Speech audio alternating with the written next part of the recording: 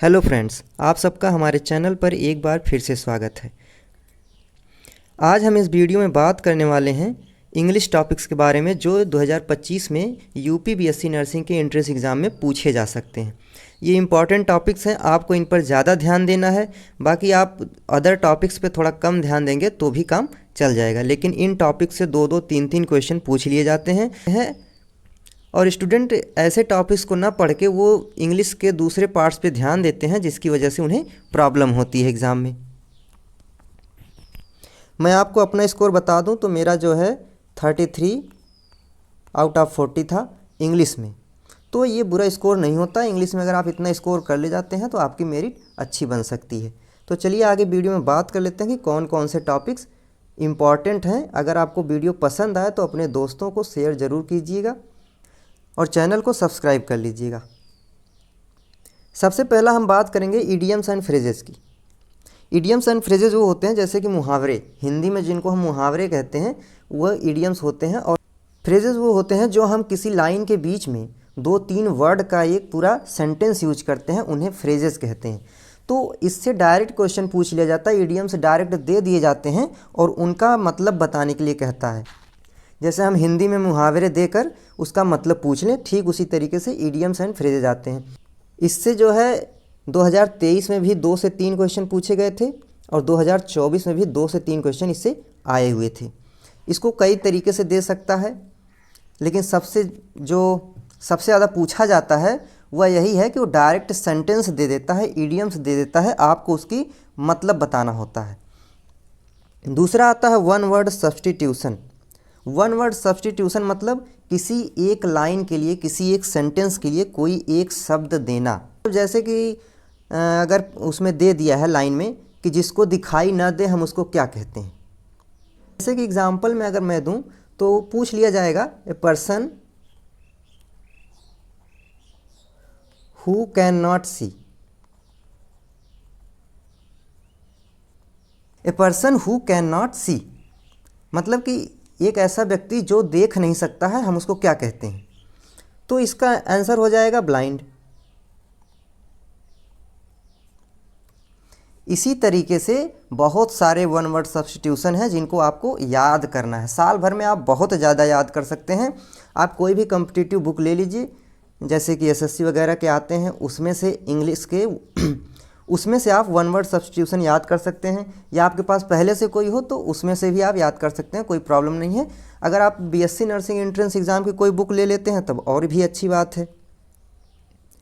तीसरा टॉपिक आता है synonyms and antonyms. Synonyms and antonyms को हम हिंदी में कहते हैं पर्यायवाची और विलोम शब्द। मतलब किसी शब्द का उल्टा बताना और किसी शब्द का और अदर मीनिंग बताना। जैसे कि सिनोनिम्स में इस बार पूछा गया था हैप्पी का सिनोनिम्स बताइए। हैप्पी का सिनोनिम्स पूछा गया था। और एंटोनिम्स होता है विलोम शब्द, मतलब उल्टा, किसी भी वर्ड का उल्टा बताना होता है, उसे एंटोनिम्स कहते हैं। तो इस तरीके से तो तीसरा इंपॉर्टेंट टॉपिक है सिनोनिम्स एंड एंटोनिम्स। आपको इन्हीं टॉपिक पे ज़्यादा ध्यान देना है, ये ज़रूर याद रखिएगा। ऐसे ही टॉपिक से क्वेश्चन पूछे जाते हैं, बिना वजह के किसी टॉपिक से नहीं पूछे जाते हैं। और पैराग्राफ वाले क्वेश्चन भी अभी तक बीएससी नर्सिंग में नहीं पूछे गए हैं। चौथा है active and passive voice. Active and passive voice आप लोगों ने काफ़ी पहले से पढ़ रखा होगा, 7th 8th से पढ़ाया जाता है हमको। Active and passive voice grammar का पार्ट है, ग्रामर का पार्ट है। और डायरेक्ट एंड इनडायरेक्ट स्पीच, ठीक एक्टिव एंड पैसिव के जैसे ही हम ये दोनों चीज़ें एक्टिव एंड पैसिव वॉइस और direct and indirect speech class 7th 8th से ही पढ़ते आते हैं, लेकिन हम कुछ थोड़े बहुत रूल भूल जाते हैं जिसकी वजह से प्रॉब्लम होती है। आपको किसी भी ग्रामर की बुक से बस इन दोनों टॉपिक को रिवाइज़ करना है और इसके क्वेश्चन सॉल्व करने हैं। जब आप क्वेश्चन करते हैं तो आपकी प्रैक्टिस बढ़ती है और रूल्स ऑटोमेटिक आपको याद हो जाते हैं। भले वो ऐसे लगें कि आपको याद नहीं हो, लेकिन ये जब आप क्वेश्चन करेंगे तो आपको याद रहेगा रूल। ये क्वेश्चन प्रैक्टिस करने का फ़ायदा होता है। तो active and passive voice, direct and indirect speech बहुत ही इंपॉर्टेंट है। इस बार भी 2024 में भी इससे क्वेश्चन पूछे गए थे, इसलिए इन टॉपिक्स पर आप ध्यान दीजिएगा। ये बहुत ही इम्पॉर्टेंट पार्ट है एंट्रेंस एग्ज़ाम के लिए, यूपी बीएससी नर्सिंग के लिए। इस पर कोई भी ध्यान नहीं देता है, वो सोचते हैं कि हमसे हो जाएगा, लेकिन यही सबसे ज़्यादा गलत करके आते हैं बच्चे एग्ज़ाम में। इस बार 2024 में इससे 3 क्वेश्चन पूछे गए थे, स्पेलिंग करेक्शन को लेके 3 क्वेश्चन पूछे गए थे, जिसमें बहुत बच्चे गलत करके आए थे, जिसकी वजह से उनका 2-3 नंबर ऐसे ही चला गया, जबकि बहुत आसानी से ये नंबर आ सकता था। स्पेलिंग करेक्शन आपको कैसे पढ़ना है? स्पेलिंग करेक्शन आपको बस इतना ध्यान रखना है, जब भी आप इंग्लिश की कोई भी बुक पढ़ रहे हों, उसमें जो आपको कठिन शब्द लगें उनको अंडरलाइन कर लीजिए, उनकी स्पेलिंग बार बार आप देखिए। अभी आपके पास बहुत टाइम है, मान चलिए कम से कम 10 से 11 महीने हैं, 10 महीने तो हैं ही हैं, तो आप बहुत सारी स्पेलिंग देख सकते हैं। और इनको याद नहीं करना होता है, इनको बार बार देखना होता है। बार बार देखने से ये ऑटोमेटिक आपके दिमाग में फीड हो जाता है कि इसकी स्पेलिंग ये होगी। अगर उस टाइम पे आपको याद नहीं होगा, फिर भी जो है आप इसको कर सकते हैं देख के और समझ के। अगला आता है preposition and conjunction. Preposition conjunction, जैसे कि इस बार क्वेश्चन में पूछा गया था एंड का यूज, एंड के यूज को लेके क्वेश्चन पूछा गया था। प्रीपोजिशन एंड कंजक्शन को भी आपको पढ़ना है अच्छे से, इसमें बहुत ज़्यादा कन्फ्यूजन होता है। एंड को ही लेके बहुत जगह पर कन्फ्यूजन है कि यह कंजक्शन है कि प्रीपोजिशन है।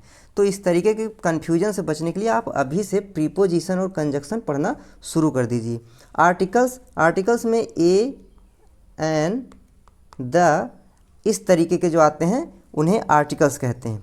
ए का यूज, एन का यूज और द का यूज। ए और एन का तो आसान है, सभी लोग कर लेते हैं, लेकिन द का इस्तेमाल करने में सबको परेशानी होती है। तो द का यूज कहाँ होगा, कैसे होगा, ये आप अच्छे से देख लीजिएगा। उसके बाद आता है part of speech. Preposition and conjunction भी पार्ट ऑफ स्पीच ही है, लेकिन हमने उसको अलग रखा हुआ है क्योंकि इससे ज़्यादा क्वेश्चन पूछे जाते हैं। नाउन, प्रोनाउन, एडजेक्टिव, ये सब अदर पार्ट में हमने रखा हुआ है। नाउन, प्रोनाउन, एडजेक्टिव,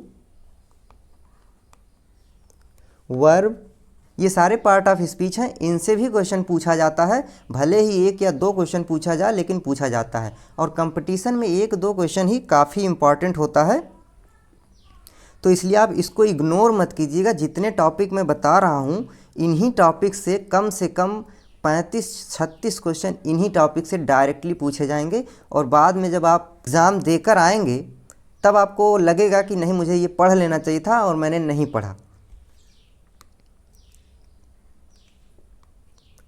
अगला आता है सेंटेंस मेकिंग।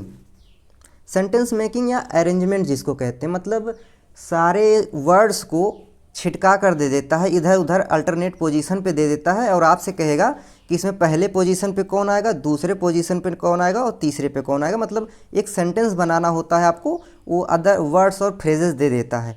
तो इस टाइप के क्वेश्चन प्रैक्टिस करने से ही आपका सॉल्यूशन मिलेगा। जब तक आप क्वेश्चन प्रैक्टिस नहीं करेंगे, आपको इंग्लिश बहुत कठिन लगेगी। जब आप क्वेश्चन प्रैक्टिस करने लगेंगे तो इंग्लिश आपको आसान लगने लगेगी।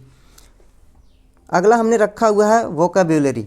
वोकैब्युलरी में synonyms, antonyms, one word substitution, ये सारे उसी के पार्ट हैं, लेकिन मैंने इसको अलग इसलिए रखा हुआ है क्योंकि बहुत से बच्चे कंफ्यूज हो जाते हैं कि वोकैब्युलरी क्या है।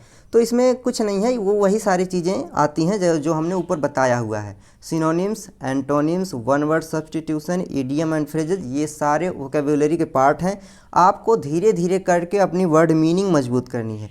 जैसे कि आपको किसी वर्ड का उल्टा बताना है, तो जब आपको वर्ड मीनिंग पता होगा तो आप आसानी से बता लेंगे, क्योंकि हम इंग्लिश लैंग्वेज पे ज़्यादा फोकस नहीं करते हैं और हम हर जगह हिंदी ही प्रेफर करते हैं। इस वजह से हमें इंग्लिश के वर्ड मीनिंग बताने में और इंग्लिश के एंटोनिम्स, सिनोनिम्स बताने में प्रॉब्लम होती है। लेकिन अगर आप हिंदी में वर्ड मीनिंग्स को याद कर रहे हैं, उनको समझ रहे हैं, तो आपको आगे चलकर कोई समस्या नहीं होगी। अभी आपके पास 10 महीने का टाइम है कम से कम। अगला होता है मॉडल्स एंड टेंस। अब हम आपको बता दें मॉडल्स क्या होते हैं। मॉडल्स जैसे कि हम यूज करते हैं मे, माइट, कैन, कुड, ये सारे जो होते हैं ये मॉडल्स के पार्ट होते हैं। इनका यूज भी बहुत ज़्यादा इम्पॉर्टेंट है, इनसे भी 1 से 2 क्वेश्चन पूछे जाते हैं। और उसी में हमने रखा हुआ है टेंस। टेंस से बहुत ज़्यादा क्वेश्चन आपको नहीं पूछे जाएंगे। टेंस से अगर आपको क्वेश्चन पूछा जाएगा तो एक तरीके का क्वेश्चन पूछा जाता है, वर्ब का यूज कहाँ पे थर्ड फॉर्म लगेगा, कहाँ पे फर्स्ट फॉर्म लगेगा, कहाँ पे सेकेंड फॉर्म लगेगा, इसी से रिलेटेड क्वेश्चन टेंस में पूछा जाता है। और एक होता है हैज़, हैव, हैड को लेके, इसी से टेंस में क्वेश्चन पूछा जाता है। तो आपको इस बात का ध्यान रखना, आपको ट्रांसलेशन वगैरह बहुत ज़्यादा टेंस में नहीं करना है, आपको टेंस के रूल्स पता होंगे, प्रैक्टिस कर लीजिएगा। और हैड, हैज़, हैव कहाँ लगेगा और वर्ब की कौन सी फॉर्म कहाँ पे लगती है उसका यूज देख लीजिएगा।